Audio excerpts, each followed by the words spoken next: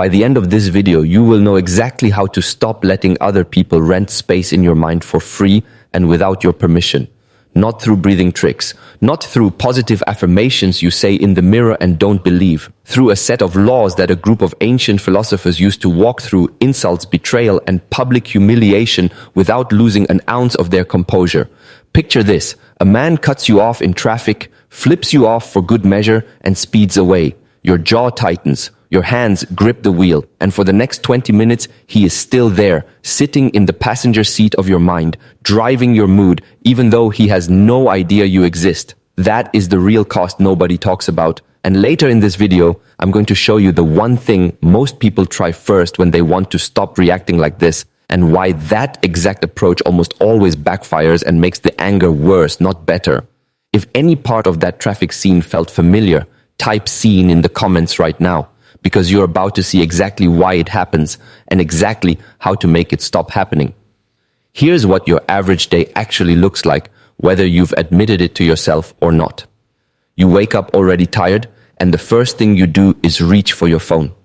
Within 90 seconds, you've absorbed a headline that made you angry, a text from someone who didn't answer the question you asked them, and a photo of someone your age doing something you haven't done yet. You haven't even brushed your teeth and your nervous system is already in a low-grade state of war. Then you get to work, or you get the kids ready, or both, and someone, a co-worker, a sibling, a stranger behind the counter says something with a tone you don't like. Maybe they were short with you. Maybe they interrupted you in a meeting to say something you'd already said and got credit for it. Maybe your mother-in-law made one of those comments that sounds like a compliment but isn't, and you feel it, that tightening behind your sternum, that flash of heat up the back of your neck. You carry it for the rest of the day. You replay the conversation in the shower that night, writing the comeback you didn't say fast enough. Maybe it isn't even a person yet. Maybe it's just an email sitting in your inbox, written in a tone you've decided is passive-aggressive even though you've read it 4 times trying to prove yourself wrong. You draft 3 responses and delete all of them. You mention it to your partner at dinner, and somehow it takes up 15 minutes of the 1 hour you get to actually talk to them that day. The email sender has moved on. You have not. This is the pattern, over and over on a loop most people never step back far enough to actually see.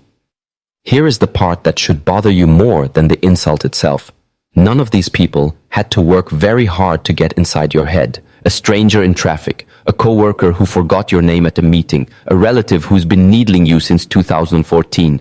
They spend 0 effort and you spend hours. Your peace, your focus, your actual time on this earth, the only truly non-renewable resource you have, gets handed over to people who, in most cases, will never think about the interaction again. You're not just losing your temper, you're losing your life in small increments to people who didn't even ask for it. Add it up, honestly, just for a moment. The argument you replayed on your commute, the comment section you couldn't stop scrolling, the sibling's remark you're still turning over 3 days later at 2 a.m., staring at the ceiling instead of sleeping. None of that time comes back. You don't get a refund on a Tuesday night spent silently arguing with someone who's already asleep, unaware, guilt-free, while you're still awake fighting a version of them that exists only in your own head. Marcus Aurelius, a Roman emperor who ruled during wars, plagues, and constant betrayal from people close to him, wrote himself a private note about this exact problem, the notes that would later become meditations. His answer wasn't to suppress the anger or pretend it didn't exist. His answer was simpler and stranger. He reminded himself every single morning that he would meet ungrateful, rude, dishonest, and difficult people that day, and that expecting otherwise was the actual mistake, not their behavior. He wasn't lowering his standards for humanity. He was refusing to be surprised by it, because surprise is where the sting lives. That's the door we're about to walk through. Not anger management, not just let it go. Something with more teeth than that. So here's the core idea, stated plainly, because everything in this video builds from it. You do not get bothered by what people do. You get bothered by the judgment you attach to what people do. A split second later, almost too fast to notice. The event and your reaction to the event are 2 separate things, separated by a gap most people never learn to see, let alone use. Let's be clear about what this does not mean, because this is where people usually get it wrong and give up. It does not mean you stop having boundaries. It does not mean you let people walk over you and call it enlightenment. It does not mean numbing yourself or pretending an insult didn't happen or becoming the kind of person who has no reactions at all, which honestly just reads as either dead inside or mildly medicated. None of that is the goal. The goal is precision. You choose what earns a reaction, instead of handing that decision to whoever happens to be standing in front of you at the time. There's a difference between a boundary and a grudge, even though they can look identical from the outside for the first few minutes. A boundary says this behavior doesn't get access to me anymore, and then it's done. No rehearsal, no replaying, no internal courtroom running the same case for the 40th time. A grudge says the same thing, but keeps the case open indefinitely, appointing you as prosecutor, judge, and sole audience member forever. You can absolutely walk away from someone, report someone, end a relationship with someone, and still not be bothered by them in the way we're talking about today. Those aren't contradictions. Distance and disturbance are two completely different things, and most people have never separated them. And this puts you directly at odds with the culture you're swimming in, whether you notice it or not. Modern life rewards reactivity. It rewards the quote tweet, the fast comeback, the public call-out, the I don't tolerate disrespect energy that gets applauded online. Getting visibly upset has been rebranded as strength. Staying calm gets mistaken for weakness, or worse, for not caring. But watch closely and you'll notice something. The people who actually hold power in any room, the ones everyone quietly defers to, are almost never the loudest, most reactive person in it. They're the ones who don't flinch. That's not an accident, that's a skill, and it's the one we're building today. Think about the last time you watched two people disagree in public, in a meeting, at a family gathering, wherever. One of them got louder, more defensive, more visibly rattled with every passing second. The other stayed level, asked a question instead of firing back, let a silence sit instead of rushing to fill it. Who came across as more in control of that room? It was never close, was it? And yet almost everyone, faced with the same situation themselves, defaults to option one because option one feels like defending yourself and option two feels, in the heat of the moment, like losing. It isn't. It's the opposite. But nobody tells you that when you're 17 and someone insults you in a hallway, you just learn to fight back, because fighting back is what gets modeled for you over and over until it feels like the only available response. Let's start with the version of this problem you already live with daily, because it's the most accessible one and the one you'll get the most practice reps on. Somebody makes a snide comment in a group chat, a cashier sighs loudly when you ask a question, your neighbor blasts music at 11 at night for the third time this month. None of these things threaten your safety, your job, or your future. And yet your body reacts as if they do. Heart rate up, jaw tight, mental rehearsal of what you should have said. Picture a woman named Elena standing in line at a coffee shop and the barista rolls her eyes at a simple order modification. Elena feels her face get hot. She orders her coffee, walks to her car, and spends the next 15 minutes composing an imaginary argument with the person she will never see again. Epictetus, a Stoic philosopher who was born into slavery and later became one of the most influential teachers in Rome, built his entire philosophy around one dividing line. Some things are within your control and some things are not, and almost all suffering comes from confusing the two. The barista's eye roll is not within Elena's control. Her 15 minutes in the car are entirely within her control, and she spent every one of them on something she didn't own. Here's the psychological piece that explains why this happens so fast you don't even notice it happening. There's a well-documented response in the brain, sometimes called an amygdala hijack, a term popularized by the psychologist Daniel Goleman. When something registers as a threat, even a social threat like disrespect, the amygdala can override your slower, rational thinking before it even gets a vote. You're not choosing to be angry in that moment. An older, faster part of your brain is making the decision for you, and by the time your rational mind shows up, it's already writing the justification for a fight that already started. So the reframe here isn't you're weak for reacting, it's you're human. And your brain is doing exactly what it evolved to do in a world where social exclusion could get you killed. The problem is that world doesn't exist anymore, but the wiring does. Once you know that, you stop being ashamed of the reaction and start being curious about it instead. Shame keeps you stuck. Curiosity gives you an opening. Here's the action, and it's small on purpose because small is repeatable. The next time you feel that flash of heat, the tight jaw, the quickened pulse, do not try to suppress it. Just name it silently in your head. That's the hijack. 2 words. That's it. Naming it activates the slower, rational part of your brain and pulls you out of the automatic loop, even if only for 2 or 3 seconds. 2 or 3 seconds is often exactly enough. Try it this week on the smallest possible irritations. First, the slow walker in front of you, the app that crashes, the elevator that stops on every floor. These are low-stakes reps. You're not trying to stay calm during a divorce on your first attempt. You're building a muscle on the easiest available weight so that when the heavier moment eventually shows up, the movement already feels familiar instead of foreign. Let me ask you something before we move to the next one. How many hours this month have you spent angry at someone who has no idea you were angry at all? Really count if you can. Most people, when they actually try, land somewhere in the double digits. And most of those hours were spent on people who couldn't pick them out of a lineup. Sit with that for a second, because the next level up gets sharper. Some people aren't just rude by accident. Some people are trying to get a reaction out of you on purpose. This is a different animal, and it requires a different response. Think of a coworker, we'll call him Marcus, no relation, who makes a joke in every meeting that's really a small dig at your competence. It's never quite bad enough to report. It's just bad enough to sting every time. You've started dreading meetings you used to walk into with confidence. He's not stumbling into these comments. He's testing to see if he can move you, and every time you react, even subtly, you confirm that he can. You start noticing patterns you didn't notice before. He waits until other people are in the room. He never says it when it's just the two of you. That's not a coincidence, it's a strategy, even if he'd never admit that to himself. The comment isn't really about you at all. It's a small performance, aimed at an audience, using your reaction as the punchline.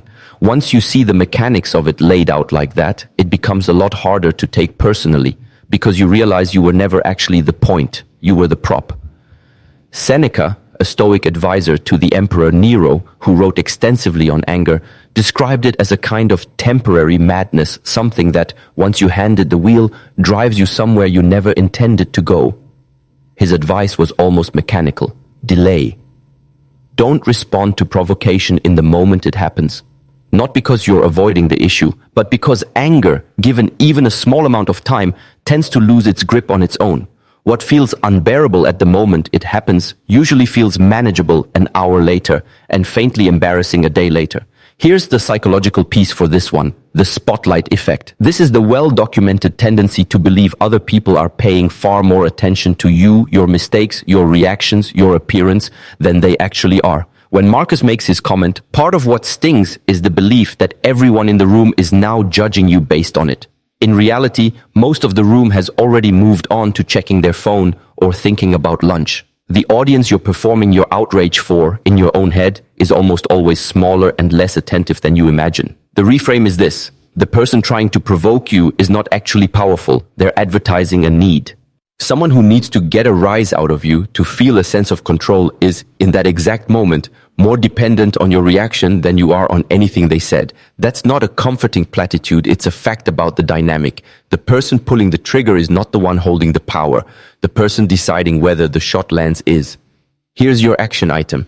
The next time someone is clearly fishing for a reaction, do the opposite of what they expect. Respond with a flat, genuinely neutral question. What do you mean by that? Said calmly, without edge, it does two things at once. It denies them the reaction they wanted, and it forces them to either escalate obviously, which exposes them, or backtrack, which deflates them. Either way, you've taken the wheel back. Notice too how differently this plays out depending on who's watching. In front of an audience, the person doing the provoking is often performing for the room as much as targeting you. Take away your reaction, and you take away their proof that the joke landed. Without your wins, without your defensive comeback, their comment just sits there in the air, unclaimed, and the room quietly reassigns the awkwardness back to where it came from. This is worth remembering the next time you feel the urge to defend yourself instantly, out loud, in front of everyone. Silence isn't submission. A pause isn't proof you've been beaten. Sometimes the sharpest response in the room is simply declining to give the moment the reaction it was built to extract from you and letting the discomfort sit unresolved. exactly where the other person planted it. If you've made it this far, you already think differently than most people watching this video, because most people click away the moment a video asks them to actually do something instead of just feel something. So do one thing for me right now, hit like on this video, not because I need the number, but because it's the single easiest way to tell me this is landing, and it takes less effort than the sigh you just let out. It also does something small but real. It tells the algorithm to put this in front of one more person who's currently sitting in traffic, jaw clenched, wondering why they can't shake a stranger's insult from an hour ago. And stay with me, because I promised you earlier I'd show you why the obvious approach to staying calm actually backfires on most people, and that's coming up in just a few minutes, right after we go one level deeper than provocation. Because provocation from a coworker or a stranger is one thing. It's uncomfortable, but it's shallow. You can walk away from Marcus at 5 o'clock. The next level cuts closer, because it involves the people you can't just walk away from. Picture a father who finds out secondhand that his adult daughter told a mutual friend something private and unflattering about him, something he told her in confidence. This isn't a stranger in traffic. This is someone whose opinion he's spent decades caring about. The betrayal isn't loud, it's quiet, and it sits in his chest for weeks, resurfacing every time he sees her name on his phone. He doesn't confront her, and he isn't sure he ever will. That's part of what makes this particular kind of wound so corrosive. There's no single moment where it gets addressed, argued out, and closed for good. Instead, it leaks out sideways. A shorter phone call than usual, a joke that lands with a little too much edge, a birthday card that gets written and rewritten because he can't quite land on a tone that doesn't feel either fake or cold. Weeks turn into months. The original conversation, the one she probably doesn't even remember having, is still quietly running his relationship with his own daughter from the background, like a program he forgot he left open. Marcus Aurelius, who dealt with actual assassination attempts from people in his own court, wrote something startling on this exact topic, that it is not the wrongdoing of others that harms you, but your own judgment about it, and that you always have the power to withdraw that judgment. This sounds almost cold on the surface, until you realize what he's actually offering. Not permission to stay in a relationship that hurts you, but freedom from carrying a wound that the other person isn't even aware they're still inflicting, months after the original moment passed. The psychological concept here is cognitive dissonance, the discomfort we feel when two beliefs we hold clash with each other. In this case, she loves me and she hurt me on purpose don't fit together cleanly, and the mind will do almost anything to resolve that tension, usually by either minimizing the hurt, it wasn't that bad, or maximizing the anger. She's always been like this, neither of which is actually true, and both of which are just the mind's attempt to stop holding two uncomfortable things at once. Here's the counterintuitive part, and I want you to actually sit with this instead of skimming past it. Forgiveness in this context isn't something you do for the other person. It's something you do to stop paying rent on real estate they no longer occupy. The daughter in that story has likely moved on with her week. The father is the only one still living inside that conversation, repeating it, refining his anger about it, keeping it alive through sheer repetition. He is the sole tenant of a house she's already left. The reframe, holding on to anger at someone who wronged you, doesn't punish them. It just extends the length of time they get to affect your life, except now they're doing it without lifting a finger because you've taken over the job for them. Here's your action for this one, and it's uncomfortable, so brace yourself. Write down specifically what you are still angry about, one sentence. Then write underneath it exactly what continuing to hold that anger is costing you today, right now, not in the past. Most people discover the cost is far larger than the original offense. That gap is the whole point. Seeing it clearly is often enough to loosen the grip, even before you've forgiven anyone in the way you'd imagine forgiveness to feel. This doesn't mean you go back to the relationship unchanged, and it doesn't mean you pretend the wound never happened. You can build a wall between yourself and someone without spending your remaining years guarding it. Boundaries and bitterness are not the same structure. One protects you going forward. The other just keeps you standing in the same doorway, replaying the moment the door first got slammed, long after everyone else involved has walked off and started their day. Now we get to the sharpest one. This is the level most people never reach, because it doesn't ask you to manage a reaction to a specific person. It asks you to give up something most of us are quietly, desperately attached to. Picture a woman who gets passed over for a promotion she was clearly qualified for and watches someone less experienced get the title, the office, the recognition. It's not just the loss of the job that hurts. It's the imagined conversation at every future family dinner and reunion where she has to explain again why she's still where she is. What's actually driving her anger, if she's honest, isn't the job. It's what other people will now think of her. She rehearses the explanation in the shower before she's even told anyone. She imagines her uncle's face, the slight pause before he says, "Oh, that's too bad." The version of pity that's somehow worse than criticism. None of these people are in the room yet. None of them have said a single word. And still, she's already lost an evening to a conversation that hasn't happened, defending a version of herself that only exists in her own imagination. This is where Stoic philosophy gets genuinely uncomfortable, because it asks you to examine your relationship with your own reputation, the story other people tell about you, in rooms you're not in, that you have absolutely no control over. Epictetus put it bluntly, other people's opinions of you are not yours to manage. They belong entirely to them, shaped by their own moods, their own histories, their own blind spots, most of which have nothing to do with you at all. Chasing control over something you fundamentally can't control isn't diligence. It's a losing game you've agreed to play without noticing you signed up. The psychological framing here draws on terror management theory, the idea, well established in social psychology, that a great deal of human behavior is quietly driven by managing our awareness of our own mortality, often by building a legacy, a reputation, something that lasts beyond us. Chasing how you're perceived is, underneath the surface, often a way of trying to outrun the fact that eventually no one will be thinking of you at all.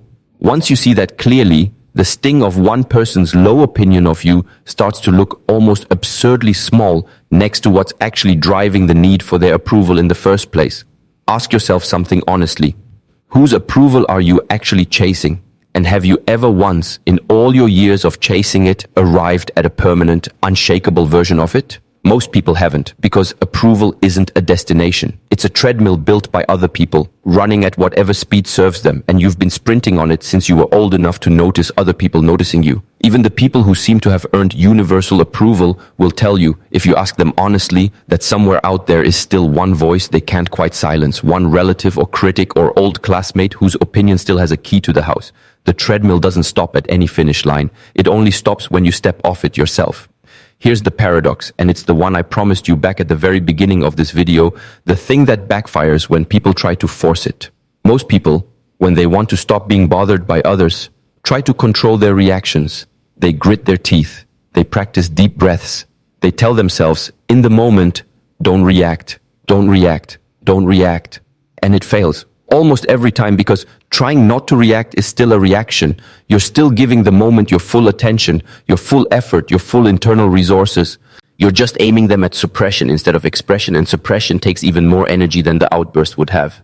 The actual answer isn't stronger control. It's less investment in the outcome altogether. The calmest people you've ever met aren't the ones working hardest to stay calm in the moment. They're the ones who did the work beforehand on their relationship with judgment itself. So there's simply less to control by the time the moment arrives. You're not trying to hold back a wave. You're standing somewhere the wave doesn't reach in the first place. That's the whole paradox. The people who look the most in control are often the ones trying the least, because they already decided, long before the provocation showed up, what does and doesn't deserve their attention. This is the emotional peak of the whole idea, so let it land. You don't get bothered by people. You get bothered by how much of your own identity you've quietly staked on their opinion of you, their treatment of you, their fairness toward you. Take the stake out of the ground and the storm can rage all around it without knocking anything over, because there's nothing standing there to knock over anymore. Think about the amount of effort you've put over the years into controlling how you come across the careful text messages, the rehearsed explanations, the arguments you've won and lost in the shower at 11 at night. Almost none of that effort was spent on the actual event. Nearly all of it was spent managing an audience that, in most cases, wasn't watching as closely as you assumed and wouldn't remember the moment nearly as long as you will. That's the trade you've been quietly making without realizing it. Real hours of your real life spent maintaining a reputation inside rooms you've already left.